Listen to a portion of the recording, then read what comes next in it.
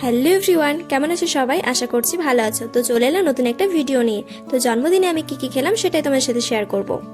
তো এখানে সমস্ত রকম ভাজাভুজি করে আমাকে খেতে দিয়েছে। এখানে কি কি ছিল তোমরাই দেখে নাও। বেগুন ভাজা, আলু ভাজা, এখানে ছিল একটা সবজি, সাথে ছিল লেবু, লঙ্কা, আর সাথে এখানে পাঁপড়, মিষ্টি, ডাল এসব ছিল আর কি। তো খুবই ভালো হয়েছিল রান্নাগুলো, একটা বৌদিমণি রান্নাগুলো করেছিল।